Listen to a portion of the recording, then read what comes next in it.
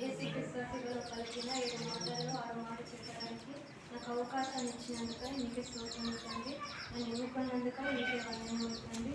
ఇంకా మంచిగా చెప్పుటకు మీ కృపను చూపించండి అయ్యా. అర్థమయ్యే రీతిగా ప్రతి ఒక్కరికి చెప్పుటకు సహాయం చేయమని యేసు నామములో ప్రార్థిస్తున్నాను.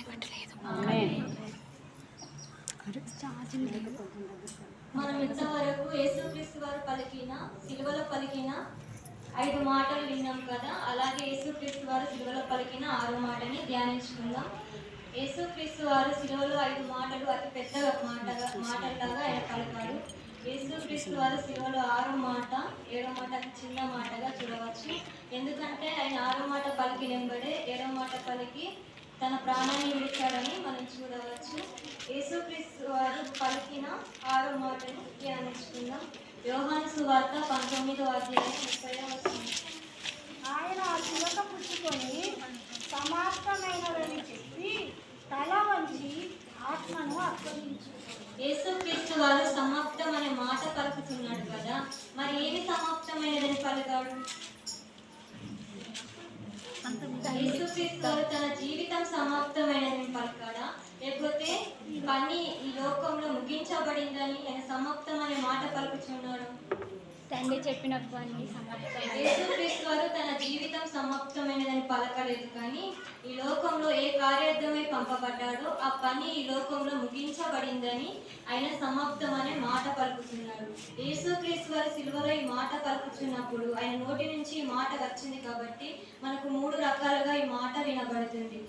మొదటగా ఏ మాటగా వినబడుతుంది అంటే మనకు అమూల్యమైన మాటగా వినబడుతుంది, ఆనిముత్యం లాంటి మాటగా వినబడుతుంది, శ్రేష్టమైన మాటగా ఈ మాట వినబడుతుంది. యేసుక్రీస్తు వారు సమాప్తం అనే మాట ఎలా పలకాడంటే ఆయన బాధతో, దుఃఖంతో, నిరాశతో ఈ మాట పలకలేదు, కానీ ఒక విజయోత్సవ కేకతో తండ్రితో చెప్తున్నాడు కదా, తండ్రి ఈ లోకంలో నేను గెలిచాను, నేను సాధించాను అనే ఒక భావనతో యేసుక్రీస్తు వారు పలుకుతున్న మాటే ఈ సమాప్తం అనే మాట.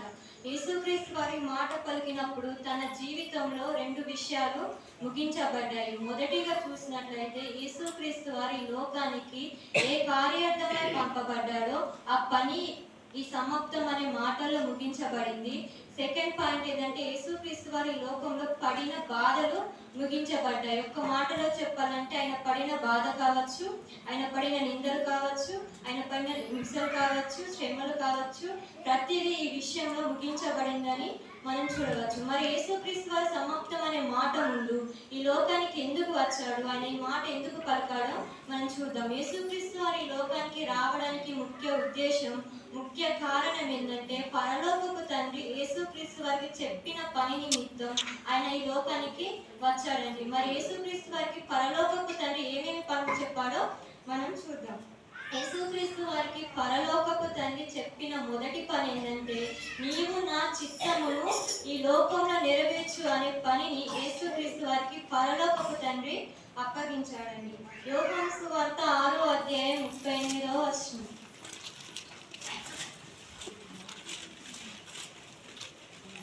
నా ఇష్టము నెరవేర్చుకొనుటకు నేను రాలేదు, నన్ను పంపిన వాని చిత్తము నెరవేర్చుటకే పరలోకము నుండి దిగి వచ్చి తిని.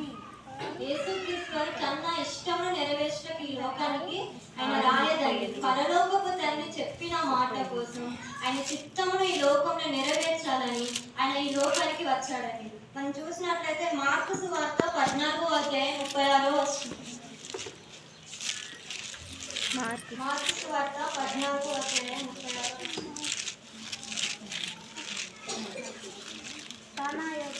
కొంత దూరం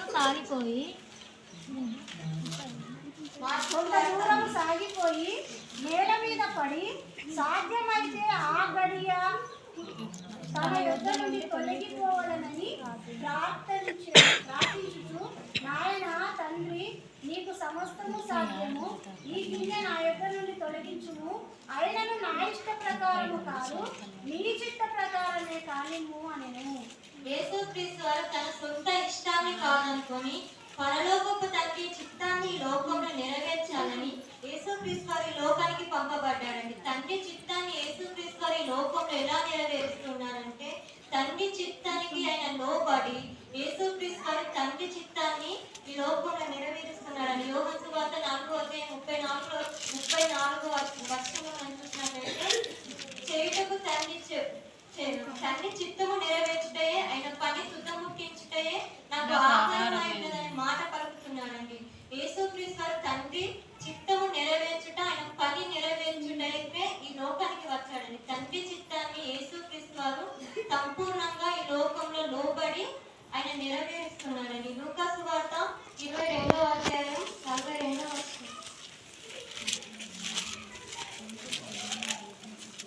లూకా సువార్త.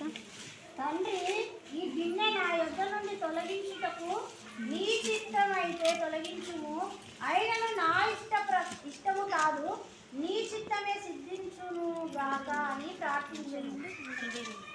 తండ్రి చిత్తము ఈ లోకంలో సిద్ధించాలని యేసుక్రీస్తు వారు తండ్రి చిత్తానికి విధేయత కలిగి తండ్రి చిత్తాన్ని ఈ లోకంలో నెరవేరుస్తున్నారండి. మరణము వరకు యేసుక్రీస్తు వారు పరిపూర్ణ విధేయతతో తండ్రి చిత్తాన్ని ఈ లోకంలో నెరవేర్చాలండి. నీవు నా చిత్తాన్ని నెరవేర్చాలంటే నువ్వు మొట్టమొదటగా ఒక పని చేయాలని పరలోకపు తండ్రి యేసుక్రీస్తు వారికి ఒక పని అప్పగించారండి. అదేంటిదంటే పాప పరిహార్థ బలి ఈ లోకంలో నువ్వు చెల్లించాలి. మానవాళిలో ప్రపంచంలో ఉన్న ప్రతి ఒక్కరి పాపాలని నువ్వు కడగాలని యేసుక్రీస్తు వారికి ఆయన పని అప్పగించాడండి. ఆ పని నిమిత్తం తండ్రి చెప్పిన ప్రణాళిక కోసం యేసుక్రీస్తు వారు మన కోసం మరణించి మనలోకి రక్షణను తీసుకొచ్చి తండ్రి చిత్తాన్ని లోకంలో ఆయన పరిపూర్ణంగా నెరవేరుస్తున్నాడండి. ఈ లోకంలో మానవానికి దేవునికి మధ్య ఉన్న సంబంధాన్ని అడ్డుకోని ఆయన తొలగించి యేసుక్రీస్తు వారు పరలోకపు తండ్రి చిత్తాన్ని ఆయన సంపూర్ణంగా నెరవేర్చాడండి. ఆయన ఒక విజయోత్సవంతంగా ఈ లోకంలో తండ్రి చిత్తాన్ని ఆయన నెరవేర్చాడండి. మరి పరలోకపు తండ్రి యేసుక్రీస్తు వారికి ఇచ్చిన రెండో పని ఏంటంటే నీవు సువార్తను ప్రకటించి దాన్ని నెరవేర్చు అనే పనిని పరలోకపు తండ్రి యేసుక్రీస్తు వారికి అప్పగించాడండి. మనం చూసినట్లయితే మార్కు సువార్త 1:38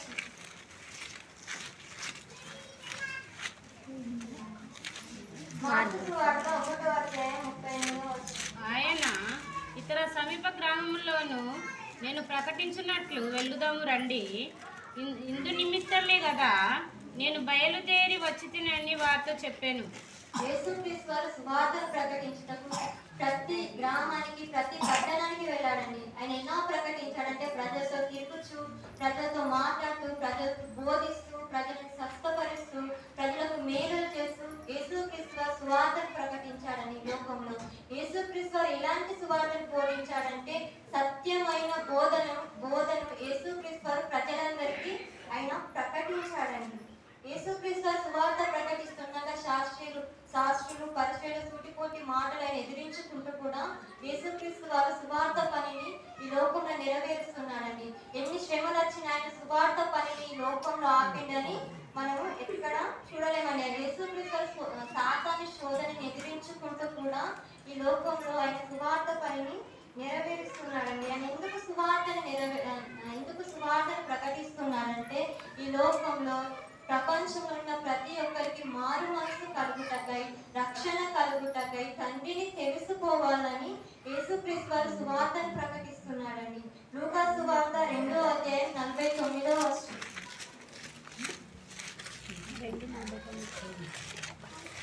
ఆయన మీరేలా నన్ను వెతుకుతుంటిరి, నేను నా తండ్రి పనుల మీద ఉండవలెనని మీరు ఎరుగరా అని వారితో చెప్పాను.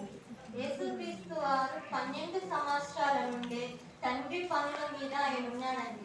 యేసుక్రీస్తు వారు 12 సంవత్సరాల నుండి తండ్రి పని చేయొచ్చు ఆయన ఈ లోకంలో ప్రకటిస్తున్నాడని. యేసుక్రీస్తు వారు ఎలా సువార్తను ప్రకటిస్తున్నాడంటే బోధనల ద్వారా, ఉపమానాల ద్వారా యేసుక్రీస్తు వారు ఈ లోకంలో ప్రజలకు బోధిస్తున్నాడండి. ప్రజలందరికీ దేవుని రాజ్యం గురించి, విశ్వాసం గురించి తెలుపుతూ యేసుక్రీస్తు వారు సువార్తను ప్రకటిస్తున్నాడండి. ఈ లోకం మనకు శాశ్వతం కాదు, పరలోక రాజ్యాన్ని మనం తెలుసుకోవాలి, మనము అవిశ్వాసులుగా ఉండకుండా విశ్వాసులుగా ఉండాలని యేసుక్రీస్తు వారు సువార్తను ఆయన ప్రకటిస్తున్నాడండి. దేవుని రాజ్యం గురించి ఆయన ఈ లోకంలో తెలుపుతున్నాడండి. యేసుక్రీస్తు వారు సువార్త ప్రకటిస్తుండగా ఎంతో మంది స్వస్థతలు పొందారు, ఎంతో మంది బాగయ్యారు. ఆయన సువార్తను ప్రకటిస్తూ దయ్యం పట్టిన వారిని ఆయన వెళ్ళగొట్టాడు. యేసుక్రీస్తు వారు సువార్తను ప్రకటిస్తుంటే, ఆయన దయ్యంలో వెళ్ళగొట్టుతుంటే యేసుక్రీస్తు వారిని ఏమన్నారంటే, ఇతను దయ్యం పట్టిన వాడు కావచ్చు, ఈయన ఈ సువార్తను ప్రకటిస్తున్నాడని ప్రతి ఒక్కరు అన్నారండి. కానీ యేసుక్రీస్తు వారి లోకంలో ఆయన దయ్యములు పట్టిన వాడు కాదు, కానీ దయ్యములు వెళ్ళగొట్టి ఆయన మనలోకి రక్షణని తీసుకోవడానికి యేసుక్రీస్తు వారి లోకానికి ఆయన వచ్చాడని. ఆయన సువార్త ప్రకటిస్తుండగా గుడ్డి వారికి కాళ్ళు వచ్చాయి, గుడ్డి వారికి కళ్ళనిచ్చాడు. ప్రతి ఒక్కటి ఆయన సువార్త ద్వారా ఈ లోకంలో ఆయన నెరవేర్చాడని. ఆయన సువార్త ప్రకటిస్తూ దేవుని ప్రేమను, దేవుని శక్తిని ఈ లోకంలో ప్రజలందరికీ ఆయన ప్రత్యక్షపరిచాడండి. దేవుని ప్రేమను ఈ లోకంలో ఆయన చూపించాడండి. దేవుని శక్తి ఎలా ఉంటుందో యేసుక్రీస్తు వారి లోకంలో ప్రజలందరికీ ఆయన చూపించాడండి. యేసుక్రీస్తు వారి సువార్తను ప్రకటించడానికి ముఖ్య కారణం ఏంటంటే, ఈ మానవాళిలో ఉన్న పాపాలను తొలగించి వీరికి మారు మనసు కలుగుటకై యేసుక్రీస్తు వారి సువార్తను ఆయన బోధించాడండి. కాలం సంపూర్ణమై ఉన్నది, దేవుని రాజ్యం సమీపించి ఉన్నది, మారు మనసు పొంది సువార్తను నమ్ముడని యేసుక్రీస్తు వారు సువార్తను ప్రకటిస్తున్నారండి. మనం పాపంలో ఉండకూడదని, మనం దేవుని తెలుసుకోవాలని, ఆయన ప్రకారం మనం నడవాలని, మనకు రక్షణ రావాలని యేసుక్రీస్తు వారు సువార్తను ప్రకటించారండి. ఆయన సువార్తను ప్రకటిస్తూ ప్రేమను, క్షమాపణను ఆయన కలిగి ఉన్నారండి. ఈ లోకంలో చేసిన ప్రతి ఒక్కరిని, ప్రతి పాపాన్ని ఆయన క్షమిస్తూ, ఈ లోకంలో ప్రతి బిడ్డని ప్రేమిస్తూ ఈ లోకంలో ఆయన సువార్తను ప్రకటించాడండి. ఆయన సువార్తను ప్రకటిస్తూ మనలో ఉన్న పాపపు బంధకములను, సాతాను బంధకములను, శాపమనే బంధకములను, బానిస అనే బంధకములను, ప్రతి బంధకం నుండి మనల్ని విడిపించాడండి. యేసుక్రీస్తు సువార్తను ప్రకటిస్తూ ప్రతి బంధకముల నుండి మనల్ని విడిపించి ఆయన సువార్తని లోకంలో నెరవేరుస్తున్నాడండి. ఆయన ఎందుకు సువార్తను ప్రకటించాడంటే, ఆయన ఎలా సువార్తను ప్రకటించాడంటే ప్రేమతో ఈ లోకంలో సేవ చేస్తూ సువార్తను ప్రకటిస్తున్నాడండి. రోగులకు, ప్రజలకు, ప్రతి ఒక్కరికి, దీనులకు, రోగులకు, ప్రతి ఒక్కరికి ఆయన సువార్తను ప్రకటిస్తున్నాడని. సువార్తను ప్రకటిస్తూ ఈ లోకంలో యేసుక్రీస్తు వారు సంపూర్ణంగా సువార్త పనిని ఆయన ముగించాడండి. సంపూర్ణంగా ఈ లోకంలో యేసుక్రీస్తు వారు సువార్త పనిని ఆయన ముగించాడండి. యేసుక్రీస్తు వారికి పరలోకపు తండ్రి చెప్పిన మూడో పని ఏంటంటే, నీవు ధర్మశాస్త్రాన్ని ముగించు అనే పనిని యేసుక్రీస్తు వారికి ఆయన అప్పగించాడండి. నిన్ను ఉద్దేశించి నేను ఏ బాధ్యతనైతే నీకు ఇస్తున్నానో ప్రతిదీ నీ ద్వారా నెరవేరాలి, ప్రతి గ్రంథములు నీ ద్వారా నెరవేరాలి, ప్రతి ప్రవచనాలు నీ ద్వారా నెరవేరాలని పరలోకపు తండ్రి యేసుక్రీస్తు వారికి ధర్మశాస్త్రము దాన్ని నెరవేర్చి దాన్ని ముగించు అనే పనిని ఆయనకి ఇచ్చాడండి. యేసుక్రీస్తు వారు మనం చూసినట్టు బైబుల్ ప్రకారం ధర్మశాస్త్రాన్ని ఆయన కొట్టివేయటం ఈ లోకానికి రాలేదు, కానీ ధర్మశాస్త్రం యొక్క నీతిని నెరవేర్చడానికి యేసుక్రీస్తు వారి లోకానికి ఆయన పంపబడ్డాడండి. ఆయన సువార్త ధర్మశాస్త్రాన్ని నెరవేరుస్తూ తన ప్రాణాన్ని సిలువలో అర్పించి ధర్మశాస్త్రం యొక్క నీతిని ఈ లోకంలో యేసుక్రీస్తు వారు నెరవేర్చాడండి. ధర్మశాస్త్రాన్ని సంపూర్ణంగా నెరవేర్చబడాలంటే ఈ లోకంలో ఉన్న పాపం, ఈ లోకంలో ఉన్న ప్రపంచంలో ఉన్న పాపాలని నువ్వు కడగాలని చెప్పాడండి. శాపగ్రస్తమైన మరణం నుండి ప్రజలందరికీ విముక్తి కలగజేయమని ఆయన ఒక పనిని అప్పగించాడండి. ఆ పని కోసం యేసుక్రీస్తు వారి లోకానికి వచ్చి ధర్మశాస్త్రాన్ని నెరవేర్చుటకై మనలో ఉన్న శాపాలని తొలగించి యేసుక్రీస్తు వారి ధర్మశాస్త్రాన్ని సంపూర్ణంగా నెరవేరుస్తున్నాడని, మనకు విముక్తి కలుగుటకై అయిన ధర్మశాస్త్రాన్ని ఆయన ముగించాడండి. గలతీయులకు రాసిన పత్రిక 3వ అధ్యాయం 13వ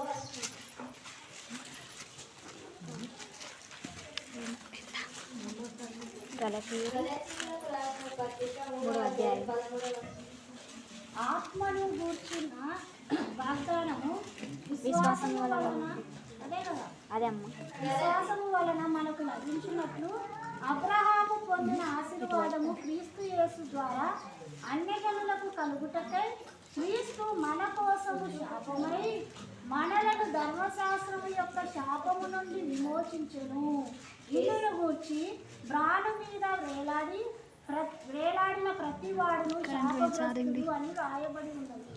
యేసుక్రీస్తు వారు ధర్మశాస్త్రం విధించే శాపం నుండి మనకు విముక్తి కలుగుటకై, మనకు రక్షణ కలుగుటకై ధర్మశాస్త్రం శాపం నుండి మనం విడిపించి తన రక్తం ద్వారా మనకు ప్రాయశ్చిత్తాన్ని ఈ లోకంలో ఆయన కలిగించాడని మనం చూసినట్లయితే యూదులకు అన్యజనులకు మధ్యగా అడ్డుగోడ ఉన్న ధర్మశాస్త్రం యొక్క ఆజ్ఞలను యేసుక్రీస్తు వారు తన శరీరం ద్వారా కొట్టివేసి మనందరికీ ధర్మశాస్త్రం విధించే శాపం నుండి మనకు విముక్తిని ఆయన కలుగజేశాడని మనం చూసినట్లయితే పాత నిబంధన కాలంలో కొవ్విన వాటిని బలిచ్చేవారటని, మనం అలా పాపంలో ఉండకూడదని యేసుక్రీస్తు వారే మన కోసము బలి పశువుగా ఈ లోకానికి వచ్చి ధర్మశాస్త్రం విధించే శాపము నుండి మనను విముక్తి కలుగజేశాడని యేసుక్రీస్తు వారు.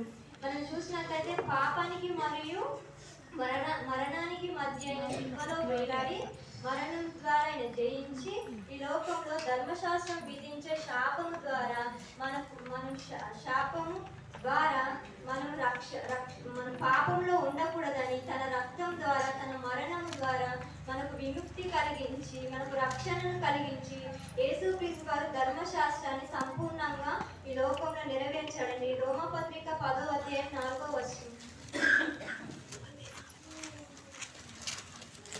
రోమపత్రిక 10వ అధ్యాయం 4వ వచనం. విశ్వసించు ప్రతి వారికి నీతి కలుగుటకై క్రీస్తు ధర్మశాస్త్రమునకు సమాప్తి అయి ఉన్నాడు. యేసుక్రీస్తు వారు మనకు బుద్ధి కలుగుటకై, మనకు విశ్వాసం కలుగుటకై, మనకు నీతి కలుగుటకై ఆయన ధర్మశాస్త్రాన్ని ఈ లోకంలో నెరవేర్చాడండి. మనం ఎలా పాపం చేస్తున్నామో పాపాలను తెలుసుకొని ఆ పాపాల నుండి మనం దూరంగా ఉండుటకు యేసుక్రీస్తు వారు తన మరణం ద్వారా మనకు తెలిపి ధర్మశాస్త్రాన్ని ఆయన ముగించాలని ఈ లోకంలో. యేసుక్రీస్తు వారికి పరలోకపు తండ్రి అప్పగించిన 4వ పని ఏంటంటే విమోచన క్రయాన్ని ఈ లోకంలో సంపూర్తిగా నెరవేర్చు అనే పనిని యేసుక్రీస్తు వారికి పరలోకపు తండ్రి ఇచ్చాడండి. మానవాళి పాపాలకు పరిహారంగా దేవునిలో తెగిపోయిన సంబంధాలని పునరుద్ధరించడానికి ఆయన ఈ లోకానికి పంపబడి తన ప్రాణాన్ని క్రయదయంగా విమోచన క్రయదయంగా ఈ లోకంలో యేసుక్రీస్తు వారు ఆయన చెల్లించాడండి. తన చిందించిన రక్తము ద్వారా మన పాపాలు పోయి ఆయన మనకు విముక్తిని, నిత్య జీవాన్ని, సంతోషాన్ని ఈ లోకంలో మనకు కలగజేశాడని. తన రక్తం ద్వారా మనకు విముక్తిని కలగజేశాడు. మనము మారు మనసు పొందాలని, మారు మనసు పొందినాక మనలో నిత్య జీవం ఉండాలని, పరలోకానికి మనం వెళ్ళాలని, మనలో నిత్య జీవాన్ని అనుగ్రహించి మనకు సంతోషాన్ని ఈ లోకంలో కలగజేశాడని తన రక్తం ద్వారా. మనలో ఉన్న పాపాలను పరిహారం చేయుటకు యేసుక్రీస్తు వారి లోకానికి ఆయన వచ్చాడండి. యేసుక్రీస్తు వారు మన నిమిత్తము బలహీనుడై సిల్వలో మన కోసం సిల్వని మోస్తూ బలహీనుడై మన కోసం ఈ లోకంలో ఆయన మరణించాడండి. మనలో ఉన్న పాప దాస్యాన్ని తన రక్తము ద్వారా ఈ లోకంలో చెల్లించాడండి. మనిషి పాపానికి తగిన మూల్యం ఏంటిది? మరణ శిక్ష. ఆ మరణ శిక్ష నుండి మనందరి కోసం మన స్థానంలో యేసుక్రీస్తు వారు నిలుచుండి మన కోసం తన ప్రాణాన్ని అర్పించి ఈ లోకంలో మన కోసం మన స్థానంలో ఆయన మరణించి మనలో ఉన్న పాపాలని యేసుక్రీస్తు వారు తన రక్తం ద్వారా ఈ లోకంలో ఆయన కడిగాడండి. మనలో ఉన్న పాప దాస్యాన్ని ఈ లోకంలో యేసుక్రీస్తు వారు చెల్లించాడండి. మనం చూసినట్లయితే యేసుక్రీస్తు వారు మన కోసం ఇవన్నీ చేసిన, మన కోసం తన రక్తాన్ని కార్చిన, మనం ఇంకా పాపంలోనే ఉండి తండ్రిని దూరం పెడుతున్నామని ఆ దూరాన్ని యేసుక్రీస్తు వారు తెలుసుకొని ఆ సంబంధాన్ని యేసుక్రీస్తు వారు ఎరిగి ఆ సంబంధాన్ని ఆ దూరాన్ని పునరుద్ధరించడానికి యేసుక్రీస్తు వారి లోకానికి వచ్చి మనందరి కోసం తన రక్తం ద్వారా మనకు విమోచనని కలగజేశాడండి. 1 తిమోతి 2వ అధ్యాయం 6వ వచనం.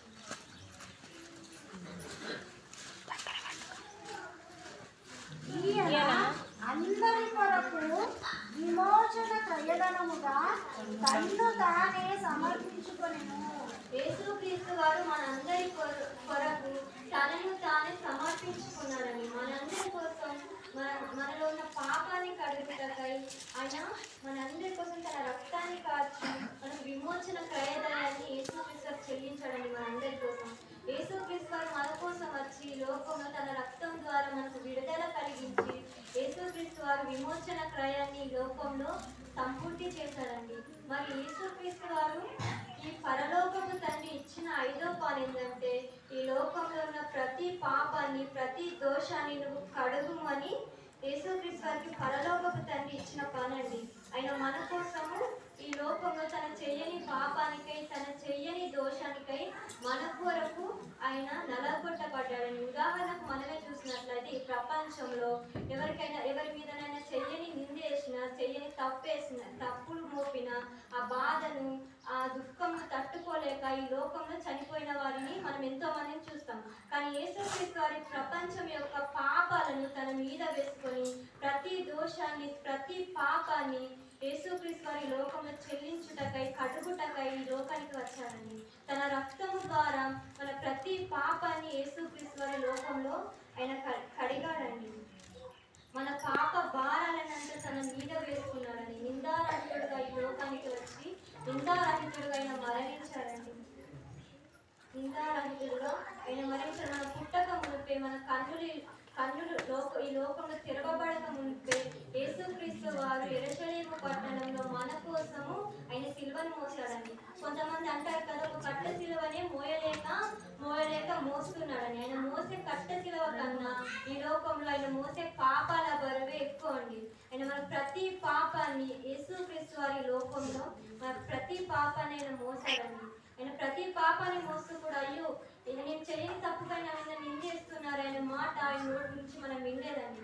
రోమా ప్రజల ద్వారా ఆయన దెబ్బలు తింటున్న యేసుక్రీస్తు వారి ఒక్క మాట కూడా ఆయన పలకలేదండి. సంపూర్ణంగా మనందరి కోసం యేసుక్రీస్తు వారు తనను తాను నలగొట్టుకున్నాడండి. యెషయా గ్రంథం 53వ అధ్యాయం 5వ వచనం.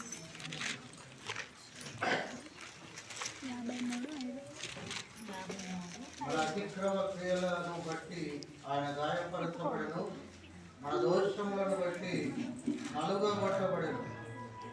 మన సమాధానార్థమైన శిక్ష అతని మీద పడెను, అతడు పొందిన దెబ్బల చేత మనకు స్వస్థత కలుగుతున్నది. యేసుక్రీస్తు వారు మన కోసం ఈ లోకంలో గాయపరచబడ్డాడండి. మన కోసం ఈ లోకంలో నలగొట్టబడ్డాడండి. ఆయన ఎన్ని శ్రమలు పొందుతున్నా యేసుక్రీస్తు వారు ఎన్ని దెబ్బలు పడుతున్నా కానీ ఆయన ఒక్క మాట కూడా ఆయన పలకలేదండి. మనకు చిన్న దెబ్బ తాకితేనే ఆ బాధని ఆ నొప్పిని తట్టుకోలేక ఎంతో విలవిలలాడతాం. మరి యేసుక్రీస్తు వారు మన కోసం ఒక పొలంలో ఒక నావలి దున్నినట్టుగా ఆయన మన కోసము తన శరీరం మీద కొరడా దెబ్బలు కొట్టుకున్నాడండి. మరి ఆయన ఒక్క మాట కూడా పలకలేదండి. ఆయన మన కోసం తనను తాను నలగొట్టుకున్నాడండి. యేసుక్రీస్తు వారు మన పాపాలను కడుగుటకై మనలో దోషాలను కడుగుటకై మనలోకి రక్షణ రావాలని యేసుక్రీస్తు వారు తనను తాను నలగొట్టుకున్నాడండి. యెషయా గ్రంథం 53వ అధ్యాయం 7వ వచనం చదువుకున్నట్లయితే, అతడు దౌర్జన్యమునందెను, బాధింపబడినను అతను నోరు తెరవలేదు. వదకు చేయబడి గొర్రెపిల్లయు బొత్తు కత్తిరించువాడు గొర్రెయు మౌనంగా ఉన్నట్లు అతడు నోరు తెరవలేదు. యేసుక్రీస్తు వారు ఎన్ని దెబ్బలు తింటున్నా, ఎన్ని శ్రమలు పడుతున్నా, ఎన్ని బాధలు ఆయన పడుతున్నా యేసుక్రీస్తు వారు నోరు కూడా తెరవలేదండి. ఆయన ఎందుకు నోరు తెరవలేదంటే మనందరి కోసం ఆయన నోరు తెరవలేదండి. ఆయన చేయని పాపానికై తన మీద వేసుకొని ఆ నిందలన్నిటిని భరిస్తూ ఆయన మన కోసము తన ప్రాణాన్ని అర్పించడం కూడా యేసుక్రీస్తు వారు సిద్ధపడ్డాడండి. మన పాప దోషాలను తన శరీరం ద్వారా తన రక్తం ద్వారా మనలో పాపాలను ఆయన ఈ దినమున మన ప్రతి దోషాన్ని కడిగాడండి యేసుక్రీస్తు వారు. ఇవన్నీ నువ్వు సంపూర్ణంగా ఈ లోకంలో నెరవేర్చాలంటే నువ్వు మరణించాలని తండ్రి చెప్పాడండి. ఆ మరణానికి కూడా యేసుక్రీస్తు వారు సిద్ధపడ్డాడండి. ఆయన సిద్ధపడుతూ ఏం చేశాడండి, ఈ లోకంలో మనకు రక్షణ కలగాలని యేసుక్రీస్తు వారు రక్షణని సిద్ధపరచాడండి. తన రక్తము ద్వారా ఈ లోకంలో మనకు రక్షణని సిద్ధపరచాడండి. ఈ లోకం మనకు శాశ్వతము కాదని పరలోక రాజ్యాన్ని సిద్ధపరచాడండి.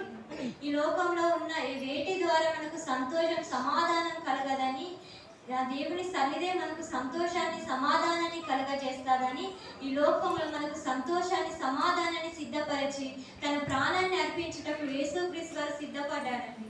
అయ్యో నేను చనిపోయినాక అవి మర్చి ఇవి చేయకుండా వెళ్ళిపోయానే, వీటిని వదిలేసి వెళ్ళిపోయానే, వీటిని బాగు చేయలేక వెళ్ళిపోయానే, ఈ ఆజ్ఞ నేను నెరవేర్చలేక ఈ ప్రవచనాలు నెరవేర్చలేకపోయాను చేయకపోయానే, ఈ సువార్త పని నేను ఆపి వెళ్ళిపోయానే అనే అవకాశాన్ని తనను పంపిన పరలోకపు తండ్రి కూడా ఇవ్వలేదండి. ఈ ప్రపంచంలో ఎవ్వరికి అనే అవకాశాన్ని యేసుక్రీస్తు వారు ఇవ్వలేదండి.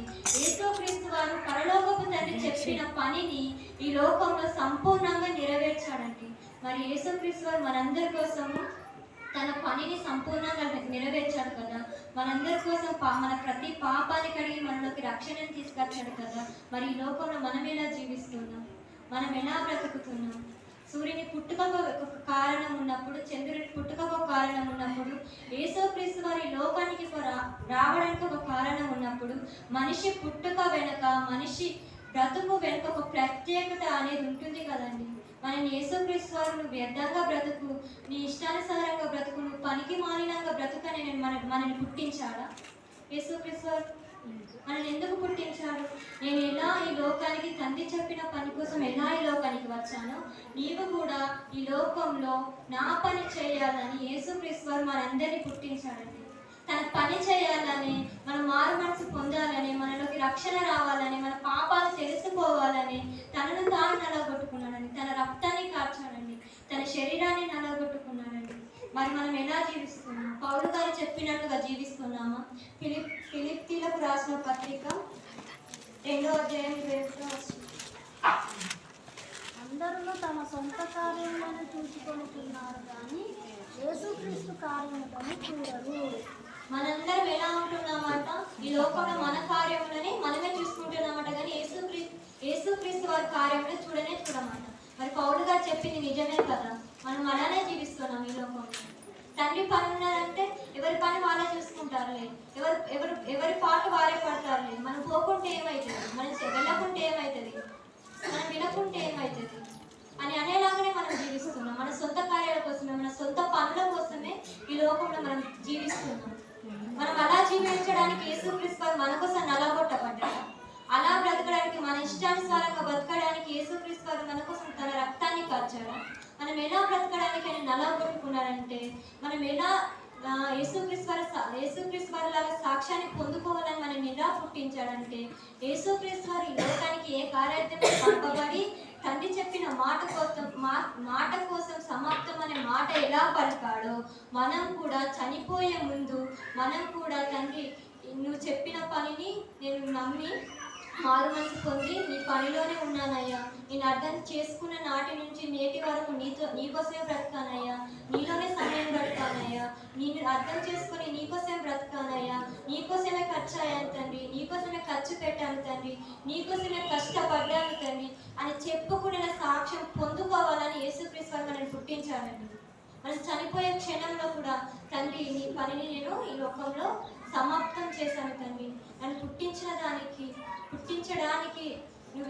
నన్ను పుట్టించి నువ్వేమేమి చేసావో ఈ లోకంలో, నేను కూడా నీ పని కోసం నేను కూడా నలగొట్టబడ్డానయ్యా అని చెప్పుకునే సాక్ష్యాన్ని పొందుకోవాలని యేసుక్రీస్తు వారు ఆయన పుట్టించాడండి. మరి ఆయన పనిని మనం చేస్తున్నామా? మనం ఎలా జీవిస్తున్నాం? యేసుక్రీస్తు సువార్తని లోకంలో ప్రకటిస్తున్నట్లుగా మనం కూడా ఈ లోకంలో సువార్తను ప్రకటిస్తున్నామా? సర్వ సృష్టికి వెళ్ళి సువార్తను ప్రకటించడం అనే బాధ్యతను అనే పనిని మనకు అప్పగించి యేసుక్రీస్తు వారు వెళ్ళిపోతున్నాడు. ఆ పనిని, అది చేసిన పనిని మనకు అప్పగించాడు. మీరు కూడా ఈ లోకంలో ప్రతి ఒక్కరికి సువార్తను ప్రకటించి, ప్రతి ఒక్కరికి కొత్త ఆత్మలను నా యుద్ధకు నడిపించి రక్షణని చూపించండి, మారు మనసు పొందేలాగా మీరు చేయండి.